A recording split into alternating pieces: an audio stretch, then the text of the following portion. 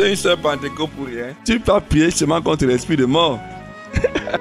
Alors, moi je leur ai dit, je n'ai jamais prié contre l'esprit de mort. Pourquoi? Parce que la mort n'est pas une sanction pour un chrétien. La mort n'est pas une punition pour un chrétien. La mort n'est pas une malédiction pour un chrétien. La mort n'est pas un malheur pour un chrétien.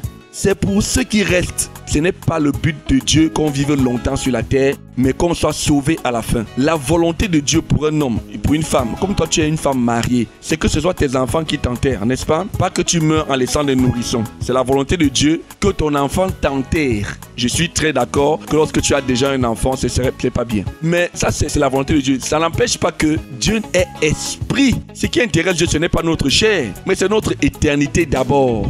Si Dieu se rend compte que malgré que tu es ton enfant est un nourrisson, il t'aime. Il voit que tu n'arrives plus à tenir dans la foi et que la seule chose qu'il faille faire pour que tu ailles au ciel, c'est que tu meurs, alors il t'enlèvera.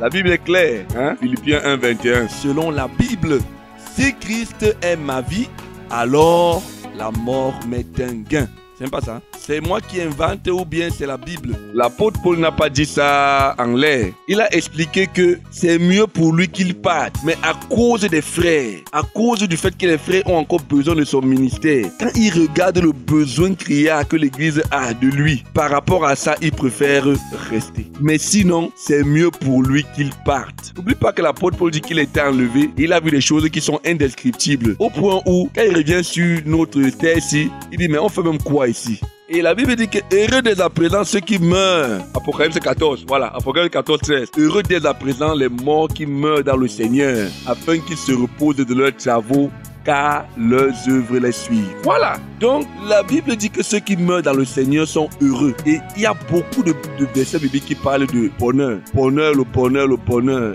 Et lorsque tu ouvres Psaume 1, on te dit, heureux l'homme qui ne marche pas selon le conseil des méchants, qui ne s'arrête pas sur la voie des pécheurs, qui ne s'assied pas en compagnie des moqueurs, qui trouve son plaisir dans la loi de Dieu, il la médite jour et nuit. Il est comme un arbre planté pour un courant d'eau, tout ce qui fait lui réussir. Donc, le fait de réussir, ce n'est pas ça être heureux. Si tu réussis dans ce que tu fais, ce n'est pas ça être heureux. Tu es heureux de ne pas marcher selon le conseil des méchants, de ne pas s'arrêter sur la voie des pécheurs. Et conséquence, tout ce que tu fais, de réussir. C'est-à-dire, c'est les conséquences du bonheur, mais ce n'est pas ça le bonheur. La réussite dans ce qu'on entreprend, ce n'est pas ça le bonheur. Selon Psaume 1, la Bible dit, celui qui est heureux, c'est celui qui ne marche pas selon le conseil des méchants, qui ne s'arrête pas sur la voie des pécheurs, et qui ne s'assied pas en compagnie des moqueurs, et qui trouve son plaisir dans la loi de Dieu, et qui la médite jour et nuit. Voilà quelqu'un qui est heureux. Et maintenant, on dit que bon, quand tu fais ça, il est comme un arbre planté par un cours d'eau qui donne à son fruit en sa saison, et dont le feuillage ne se flétrit point. Tout ce qu'il fait lui réussit. Tu vois? Si tu réussis dans tout, ça ne veut pas dire que tu es heureux. Tu es heureux quand tu fais la première partie. Et les conséquences de ton bonheur, c'est ça. Ton bonheur n'a rien à voir avec les choses que tu n'as pas. Les conséquences de ton bonheur, c'est l'autre là. Et nous, on a très mal conçu le bonheur. On a très mal conçu. C'est-à-dire, le bonheur, ça n'a rien à voir. Quand tu lis les béatitudes dans Matthieu 5, ça n'a rien à voir avec les possessions que tu ne peux pas avoir. Heureux les pauvres en esprit. Heureux les débonnaires. Heureux ceux qui ont faim et soif de la justice.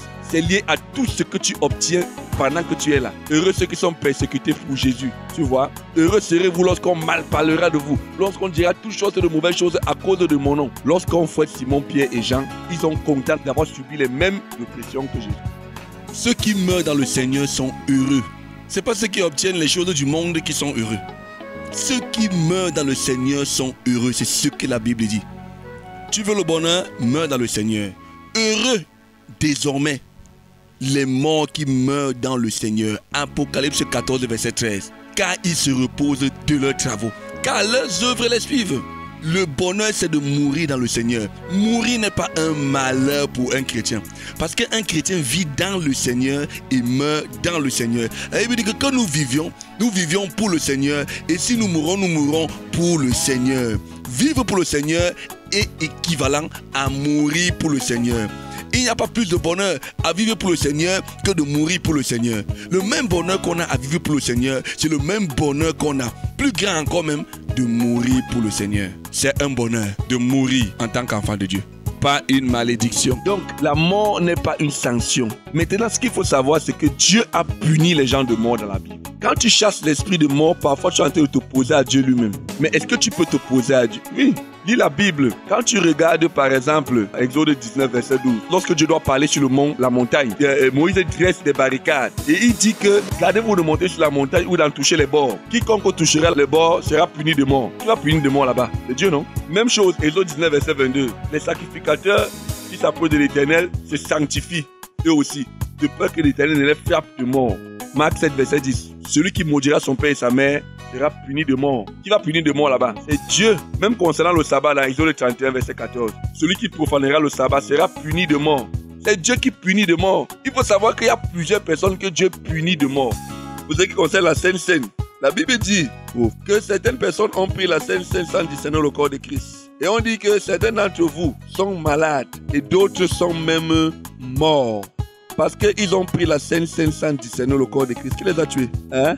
C'est même pas Dieu. C'est le diable qui les a tués. Dieu punit de mort. Il y a des gens que Dieu frappe de mort. Et Dieu te prévient que si tu fais telle chose, il peut te frapper de mort. Tu comprends donc? Quand maintenant tu commences à chasser l'esprit de mort comme si c'est un mauvais esprit. Non, c'est Dieu qui te frappe de la mort. La mort, c'est un outil que Dieu utilise pour sauver les hommes. Pour faire traverser les frères, quitter cette terre de misère pour aller dans la félicité éternelle. Ou pour frapper les hommes qui se comportent mal aussi.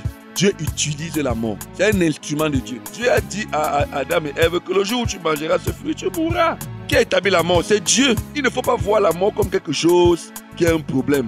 Hein? Regarde ce que la Bible dit dans 1 Corinthiens 5, verset 55. La Bible dit que la mort n'a plus de force. Hein? Sur les chrétiens. La mort a perdu sa force sur les chrétiens. Et l'apôtre Paul s'exclame: ô mort, où est ta victoire? Ô mort, où est ton aiguillon? La mort, pour un chrétien, n'est plus un problème. Parce que celui qui est en Christ, il ne vient plus en jugement. Il est passé de la mort à la vie. Donc, en réalité, la victoire sur la mort est liée à la vie en Christ. Lorsque tu vis avec Jésus-Christ, la mort n'est pas un problème. La mort n'est pas un problème, puisque c'est un outil que Dieu a entre ses mains pour frapper les mécréants. Cet enseignement est en train de te faire comprendre que Dieu est au-dessus de toutes choses. Le diable n'est pas un problème. Parce que la Bible dit que le diable a été mis sous nos pieds. Tu comprends, non? Même au jardin d'Éden, Dieu a dit au serpent que maintenant là tu vas manger la poussière. Un de mes jeunes nouveaux convertis qui est venu me demander que est-ce que le serpent avait les pieds avant? Comment Dieu lui dit que maintenant tu vas ramper sur le ventre? Hein? Non, Dieu n'était pas en train de parler à un animal, il parlait à un esprit. Dieu était en train de parler à Satan, il ne parlait pas à l'animal. L'animal n'y est pour rien. Quand Dieu dit au serpent qui rampe déjà que tu ramperas sur ton ventre, il n'est pas en train de parler au serpent, il est en train de parler à Satan. Que maintenant là tu vas ramper dans la poussière. Ça veut dire que tu n'auras aucun pouvoir sur les hommes. Et il dit: femme, tu écraseras la tête du serpent et lui il te mordra le talon. Donc les femmes, comme elles ont été séduisibles, seront toujours facilement séduisibles.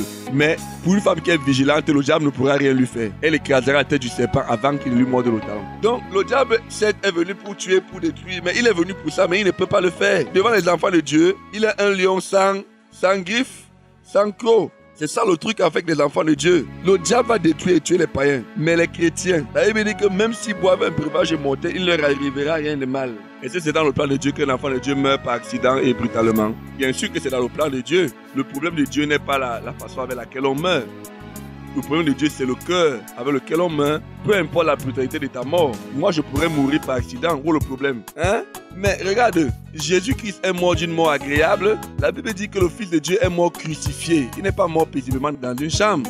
L'histoire raconte que Simon-Pierre a été crucifié à l'envers. Ça, c'est pas la Bible qui le dit. Et quand on explique la mort des disciples, tu te rends compte, certains ont été tronçonnés, d'autres ont été écartelés. Bon, maintenant on raconte la mort d'Étienne, qui est mort très jeune, environ à 25 ans. Étienne, c'était un enfant. Il est mort, et ce Dieu n'était pas d'accord avec sa mort. Il est mort environ à 25 ans, lapidé. Mais la lapidation, ce n'est pas une mort facile. C'est la mort des bandits. Comme on lynche souvent les bandits là.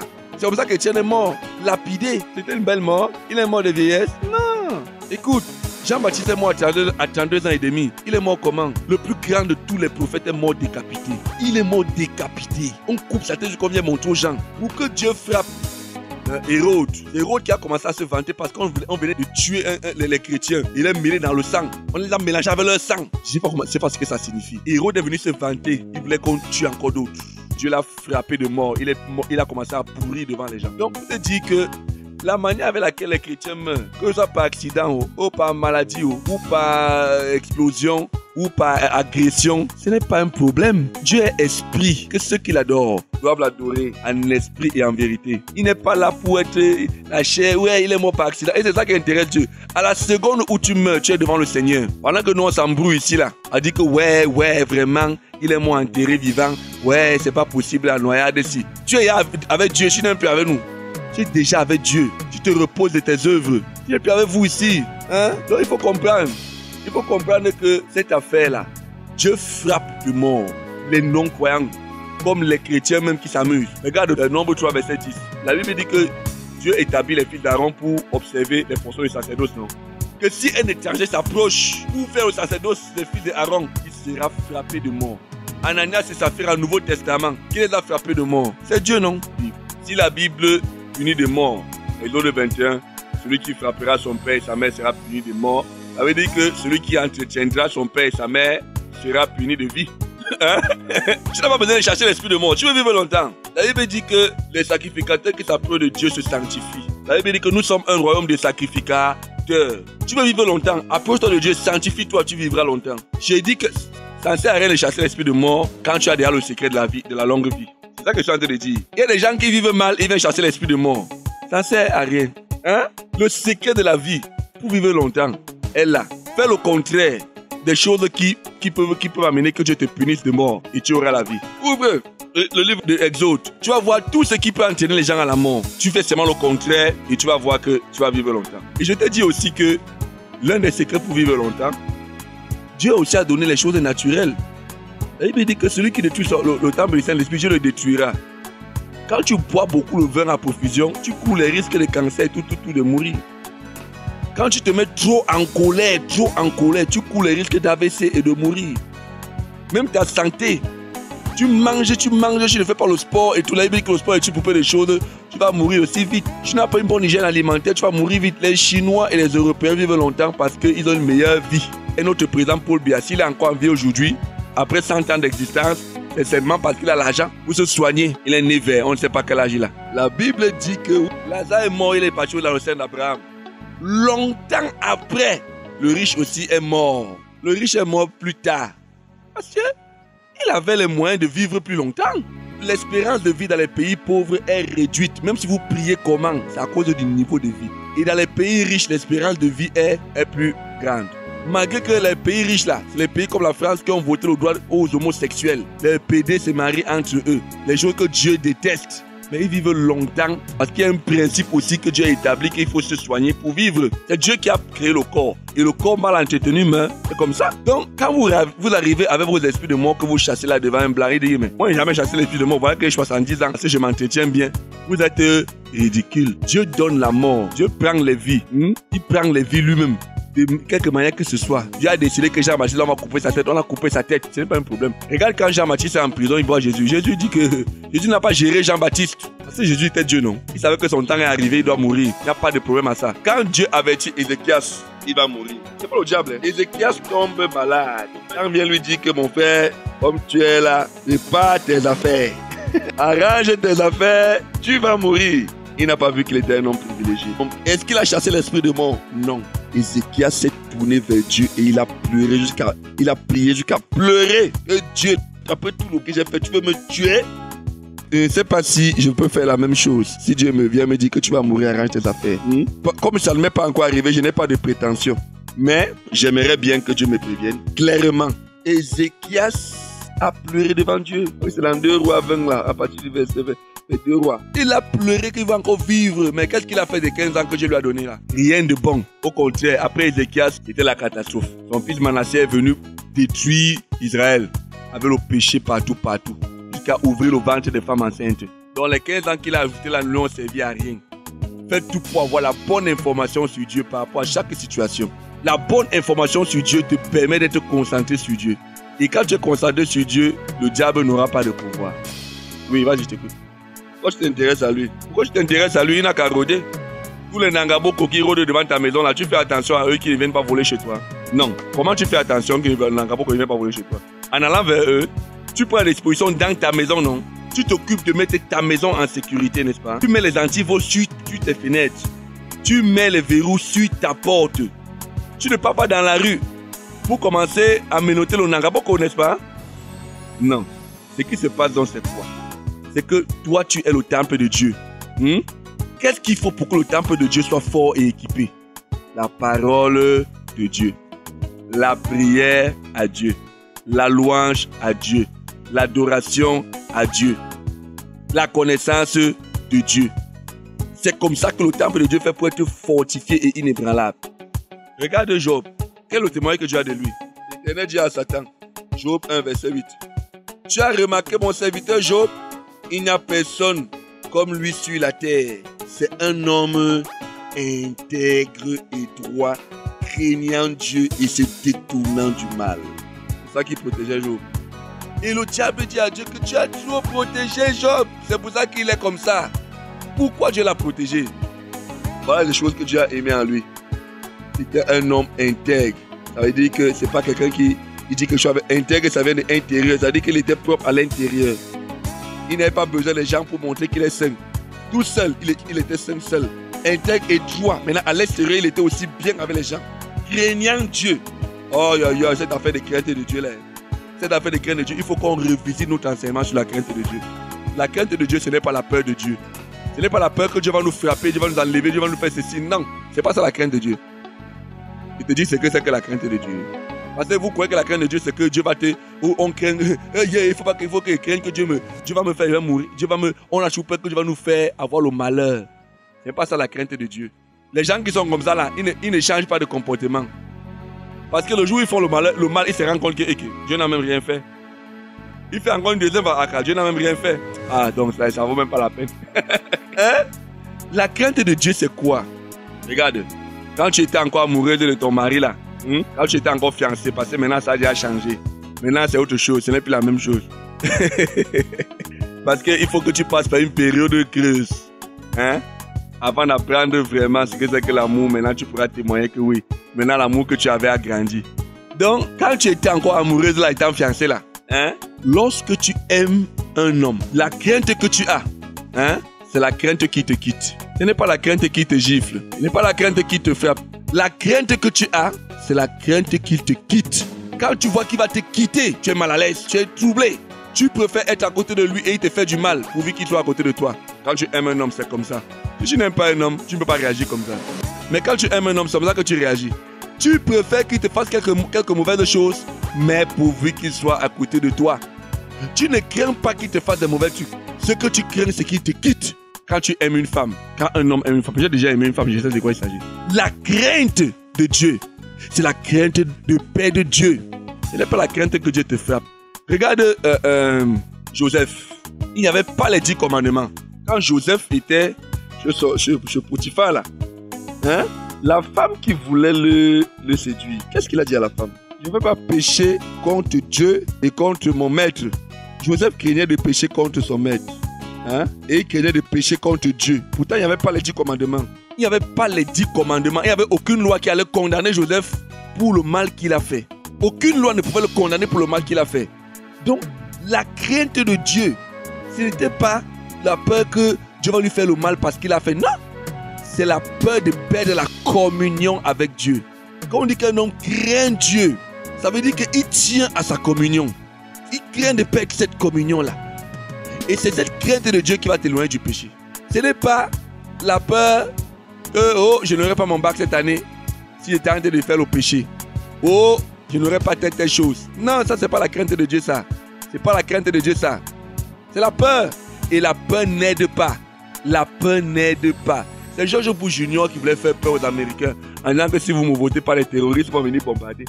Et les Américains, ils ont voté George Bush.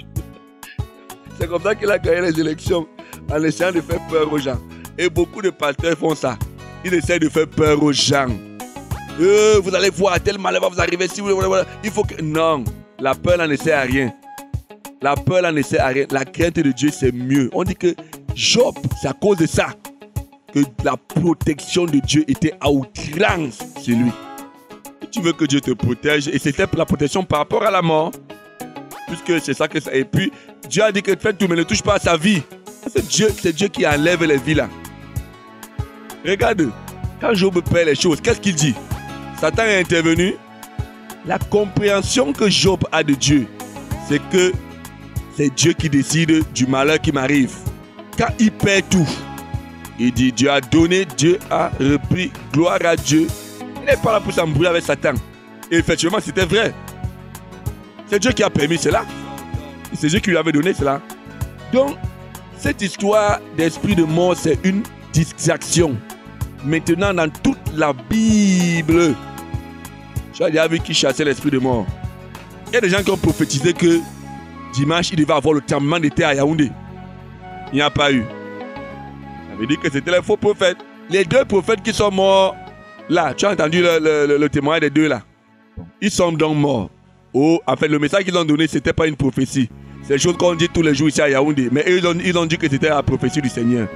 Mais dit que les pasteurs vivent pour leur ventre, ils dépouillent les brebis. On dit ça dans toutes les radios de Yaoundé. Mais comme ils sont ougandais, ils disent la même chose. On voit que ce qu'ils ont dit, c'est trop prophétique. De toute façon, ces frères-là sont morts dans le bus, dans le train. La Bible dit, Deutéronome 18, verset 20, le prophète qui aura l'audace de dire à mon nom une parole que je ne lui aurai point commandé de dire sera puni de mort. Bon. Alors, les gens disent que Dieu les a donc punis de mort parce qu'ils ont dit des choses que Dieu n'aura jamais rien dit. Moi, je ne dis pas ça. Il y a un truc qu'ils ont dit à la fin de leur truc, qu'en 2017, si on ne se répand pas nous tous au Cameroun, ce sera l'hécatombe. La grâce de Dieu s'arrête au Cameroun en 2017. C'est ce qu'ils ont dit. Qu'en 2017, c'est fini pour nous. Comme on ne veut pas comprendre cette prophétie-là. Voilà donc un pasteur qui va prendre cette prophétie. Que vous voyez. 2017, on est fini si on ne se répand pas. Répandons-nous. On a donc peur, on se répand. En 2017, donc, on est dans une poignée de gens qui se sont repentis. Et la majorité ne s'est donc pas repentis. Il n'y a donc aucune hécatombe. Qu'est-ce qui va se passer? Ceux qui ont serré leur ventre depuis et serré leurs fesses parce qu'ils avaient peur, ils vont dire qu'il ne s'est rien passé. Directement, pape, ils vont recommencer à vivre leur vie. Est-ce que tu vois que la peur n'est pas utile? Ils recommencent à vivre leur vie. Il ne s'est rien passé. Les gens ne se sont pas repentis. Ils n'ont eu peur pour rien. Ok. Là, il faut apprendre aux gens. La crainte de Dieu, c'est la crainte de perdre Dieu. Tu as tout à perdre quand tu n'as pas la communion avec Dieu. Tu n'es pas heureux. Et maintenant, il faut donc savoir ce que c'est que le bonheur. Je t'ai parlé de ça au départ. Le bonheur n'est pas de vivre longtemps, mais c'est de vivre avec Dieu. Ce n'est pas de vivre longtemps sur la terre. Tu peux vivre longtemps sur la terre dans la douleur et dans les désillusions. Dans les illusions que tu seras ceci et ça ne vient jamais. Mais c'est d'être avec Dieu au quotidien. C'est ça le bonheur. Donc ceux qui ont vécu longtemps là ne sont pas plus heureux que Étienne qui est mort très jeune. Ou que l'apôtre Jean. Ou que ces disciples là qui sont morts atrocement. Ils ne sont pas plus heureux que. Quand Dieu enlève sur la terre Élie, je n'ai jamais vu un chrétien voir la mort d'Élie comme étant une mauvaise chose. Seulement parce que Dieu l'a enlevé d'une façon différente. Parce qu'on n'a pas vu son cadavre et on trouve que dans l'autre là c'est bien. C'est la même chose qu'on voit ton cadavre ou qu'on ne voit pas ton cadavre. C'est la même chose qui se passe quand tu meurs. Ou bien quand c'est comme si le chat de Dieu t'a enlevé comme Élie. C'est la même chose. Tu vois la différence là où? Non, mais les gens qui voient ton cadavre, le problème ce n'est pas les gens qui voient ton cadavre, c'est toi. Quand tu meurs parce que les bandits t'ont agressé, tu es un enfant de Dieu. C'est la même chose comme si Dieu t'a enlevé comme Élie là. C'est la même chose. Il faut être spirituel, c'est Dieu qui t'enlève. C'est Dieu qui t'enlève. Avec Élie là, c'est même utiliser le chat. Toi, il utilise les bandits. L'autre, il utilise la mer. L'autre, il utilise le train. De toute façon, c'est Dieu qui te prend avec lui. Et si tu n'as aucune douleur quand tu arrives au ciel, il n'y a pas les blessures sur toi que ouais, mon pied est cassé. Quand tu arrives là-bas avec Élie, il n'est pas meilleur que toi. Il n'a pas meilleure santé que toi. Non. C'est la même chose. C'est la grâce de Dieu que Dieu nous donne. Les gens dans l'Ancien Testament ne pouvaient pas comprendre ça. Nous comprenons ça maintenant. Non, nous sommes ici seulement en transit. La vraie vie commence après la mort. Donc la mort, je t'appelle, viens vite. Je n'ai pas peur. Viens vite. Je m'avais rejoint mon Seigneur. Ce n'est pas le suicide, c'est comme ça, c'est la vie. Mais c'est le Seigneur qui dit que non, fils, reste encore. En fonction de ce que Dieu veut que tu restes fait sur la terre. Mais si ce n'est que moi, il dit, comme l'apôtre Paul, vraiment je t'appelle, viens, que rentre pas avec mon Seigneur. Je laisse les choses de la terre ici. Le commérage, les gens qui te détestent même pour rien. Ça te fait mal au cœur parce que tu es dans la chair. Les trahisons des hommes, les déceptions et tes propres trahisons toi-même. Tes propres péchés, ça t'énerve. Tu veux quitter ça. Aller avec le Seigneur là où c'est parfait. C'est ça, la vie d'un chrétien. Au lieu de chasser l'esprit de mort pour rien. Que Dieu n'a pas un problème avec l'âge. Jean-Baptiste est mort à 32 ans et demi. Étienne avait à peine 25 ans. Jean était très jeune, peut-être la trentaine qu'elle était isolée. Pendant que Isaac s'est marié à 40 ans. Moïse, lui, il est mort à 120 ans. ainsi de suite. L'âge où on meurt, c'est pas ça qui est important. Les disciples de Jésus sont morts en laissant enfants, mais enfin, hein, Dieu ne dirait pas les choses comme nous on pense. L'âge, ce n'est pas très important. C'est vrai que la Bible dit que la mort du juste fait mal à Dieu. Il y a un passage comme ça qui dit ça. Mais il faut bien méditer le passage, ce n'est pas la mort physique. La mort spirituelle. Quand le juste meurt spirituellement, ça fait mal à Dieu. Maintenant, la séparation d'un ami par la mort, ça va te faire mal. Jésus-Christ aimait son ami Lazare. Il a pleuré, non? Ça ne veut pas dire que la mort est mauvaise pour Lazare, mais pour nous qui restons. Nous sommes les êtres humains. Si je meurs, beaucoup de gens vont pleurer. Certains vont dire c'est bien. C'était un mauvais, il fallait même qu'il meure, même celui-là. Tant pis pour eux. Moi, je serai au ciel. Mais il y a certains qui vont pleurer. Il y a des filles qui vont dire ouais, j'ai mal parlé du gars alors qu'il ne m'avait rien fait. Elle va pleurer. Pas parce qu'elle m'aimait trop, mais parce qu'elle va regretter que, vraiment, le gars, si. Tout le monde dit que, oh, j'ai même détesté le gars, si, pourquoi, oh. Mais tout ça, il ne serait même pas là pour voir ça. Embrouillez-vous là-bas sur la terre, je suis avec Jésus, mon ami. Il y a un chanteur païen qui a chanté. Alors on vit chaque jour comme le dernier. Il ne connaît même pas ce qu'il chante de celui-là. Oui, il ne sait même pas ce qu'il chante. S'il meurt maintenant, il part en enfer, lui, il n'a pas Jésus. Il vit comme le dernier, pourquoi? Il faut qu'il donne la vie à Jésus d'abord, avant de vivre comme ça. La seule chose qui me fait vouloir rester en vie, c'est quand je sens mon utilité. Quand je sens mon utilité, je sens que non, je suis utile pour les frères. Mais le jour où je vois comment ma vie spirituelle fait comme ça, il ne sent pas mon utilité, il dit Seigneur, pardon, viens, pardon. Il fait quoi ici? Si toi, tu veux vivre seulement pour vivre longtemps, tu mérites la mort. Si tu es là, tu n'as aucun secours pour tes enfants parce que tu es une mauvaise mère. Tu mérites la mort. Mieux tu meurs, un frère sérieux va bénir ton enfant. Allez, tu peux même une malédiction pour tes enfants. C'est pour cela que je voudrais vivre longtemps ou encore. Parce que je vois mon utilité. Mais comme je ne suis pas quand même aussi l'apôtre Paul, tu vois non? Moi, je ne vois pas trop mon utilité. C'est les autres qui voient ça. Oui, c'est les autres qui voient trop mon utilité. Moi, je ne vois pas trop mon utilité. Je suis pas indispensable. Si je meurs, la vie continue. Et c'est une chose, c'est que ce qu'il fait là, quelqu'un d'autre peut le faire. Voilà pourquoi il dit, bon, Seigneur, viens.